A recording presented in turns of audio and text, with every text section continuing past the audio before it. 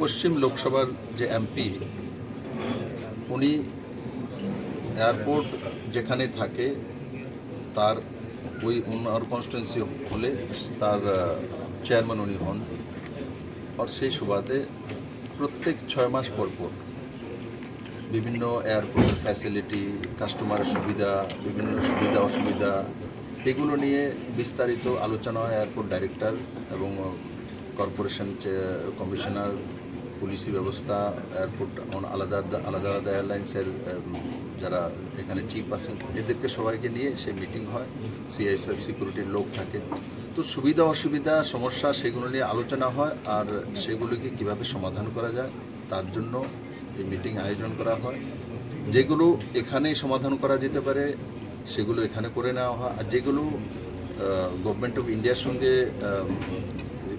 করতে হয়, সলা পরামর্শ করতে হয়, সেইগুলো বিষয়ে আমরা সিদ্ধান্ত নিয়ে সেইভাবে কাজ করি।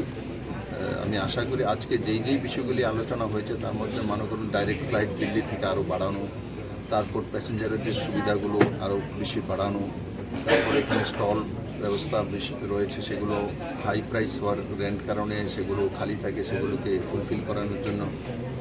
তারপর আইএলএস সিস্টেম আছে, এখানে লাইটিং সিস্টেমটা একটা আলাদাভাবে করতে হবে, কারণ তারপর বাংলাদেশ বর্ডার চলে আসে, তো তার জন্য একটা প্রপোজাল এটা তৈরি করেছে, সেটাকে পাঠিয়ে দেওয়া।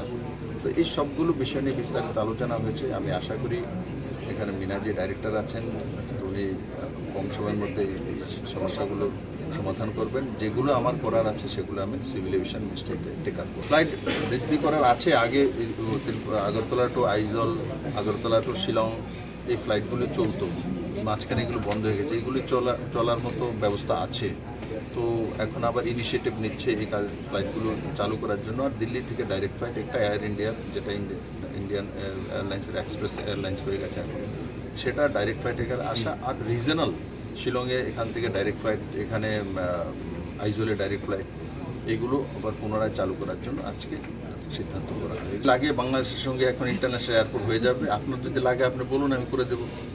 এখন বাংলাদেশের যে রাজনৈতিক স্থিতি, বাংলাদেশের অবস্থা, ওরা নিজেরাই ঠিক হয়ে যাক, একটা ভালো ব্যবস্থা নিয়ে আসুক। অব্যবস্থা তো বাংলাদেশের মধ্যে যেত, বাংলাদেশের সঙ্গে এই ধরনের ডায়লগ করার মতো এখন জায়গা নেই। আগে বাংলাদেশের আন্তরিক যে ব্যবস্থা সেটা ব্যবস্থিত হয়ে যাক। নিশ্চিত আমরা তার জন্য তৈরি আছি, আমরা তার জন্য ফাইলও করেছি এবং ইন্টারন্যাশনাল এয়ারপোর্ট করার জন্য, ইমিগ্রেশনে করার জন্য যা যা করা সেগুলো ক্লিয়ারেন্স করে বসে আছে। সুশান্ত চৌধুরী এখানের ট্রান্সপোর্ট মিনিস্টার আছেন, সে মিনিস্টার দিল্লিতেও গিয়েছে, কথাবার্তা বলছে, ফাইল হয়েছে, সব কিছু ওকে আছে। কিন্তু এগুলো তখন হতে পারে যখন বাংলাদেশের অবস্থা স্বাভাবিক হতে পারে।